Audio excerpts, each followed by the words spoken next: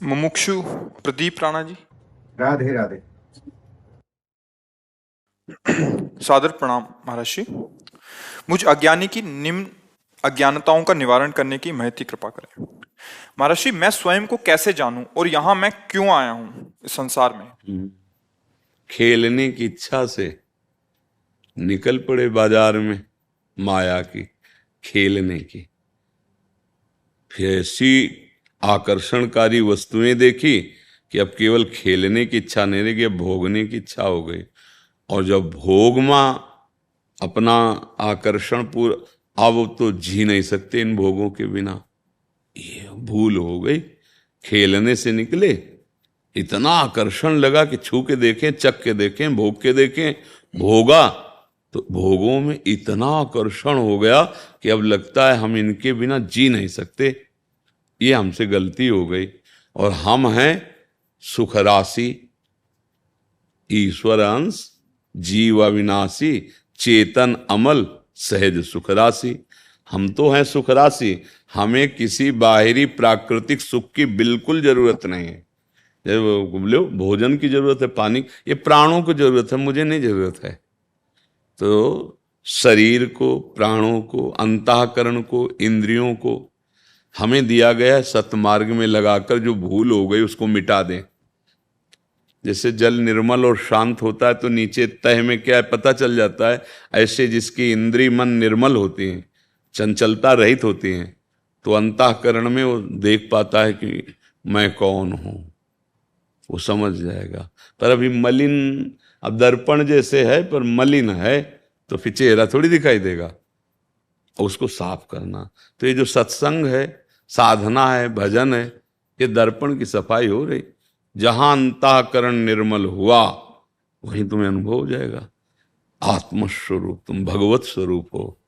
तुम्हें कोई चाह नहीं है, तुम्हें कोई मार नहीं सकता, तुम में कोई विकार नहीं है। पर जिसमें विकार है उसको तुमने अपना मैं मान लिया, शरीर और अंतःकरण। बस यही भूल हो गई है। और अपने को तभी जाना जा सकता है जब पहले इनको भूले।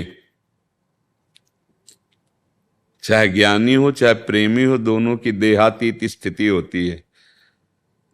अगर देहातीत स्थिति, देह अभिमान रहित स्थिति नहीं, तो वो केवल ज्ञान बुद्धि में पढ़ लिया है, वो केवल स्वांग भक्ति का कर रहा है, अंदर से नहीं।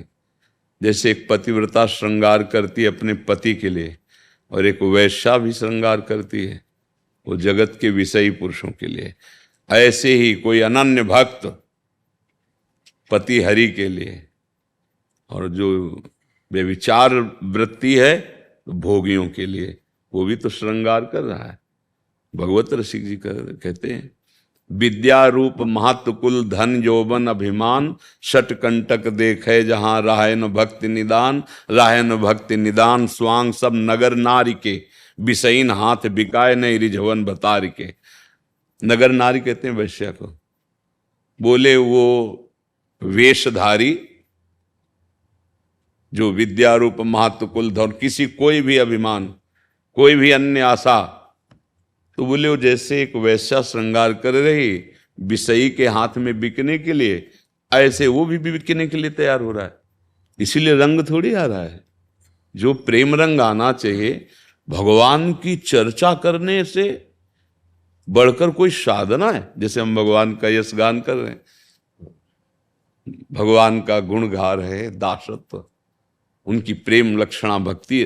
धुंधकारी ने कोई और साधना नहीं की, 7 दिन केवल भगवत चर्चा सुनी, भागवत, और विमान आ गया, बैठ के चला गया। मथुरा की यज्ञ करने वाले ब्राह्मणों की पत्नियों की कोई साधना नहीं थी। वृंदावन से मालिनी जाती थी पुष्प लेके, दोना पुष्प घर घर पहुंच बताती थी, आज जो नंद के लाला ऐसी पोशाक धारण किए थे, ऐसे खड़े थे, आज ये खेल रहे थे, आज बकासुर मारा, आज अघा। सुन सुन करके हृदय कृष्णाकार हो गया। और जब वो भगवान का पूरी कथा विस्तृत है, पर भगवान का साक्षात्कार उन याज्ञिक ब्राह्मणों को ना हुआ, और भगवत चर्चा सुनने वाली ब्राह्मण पत्नियों को हुआ, और भगवान ने उनका स्वागत किया। जैसे गोपीजनों को कहा था, स्वागतम वो महाभागा, ऐसे उनके लिए भी भगवान शब्द बोले। भगवत चर्चा हम लोग करते हैं, पर हमारे हृदय में प्रीति नहीं उत्पन्न हो रही। चौथी भगत मम गुण करे कपट तज गान, यही कपट होता है कि हम जय तो प्रभु की बोलते हैं, लेकिन हम अपनी कीर्ति चाहते हैं, अपना सम्मान चाहते हैं, अपना सुख चाहते हैं। तो वो मिल जाएगा क्योंकि वो तो कल्पतरु है, भगवदेयस, लेकिन प्रेम नहीं मिलेगा, ज्ञान नहीं होगा, भगवान की भक्ति नहीं होगी, जीवन का लक्ष्य ही नहीं समझ पाते हैं। इसलिए खूब नाम जप करें, भगवद आश्रित रहे।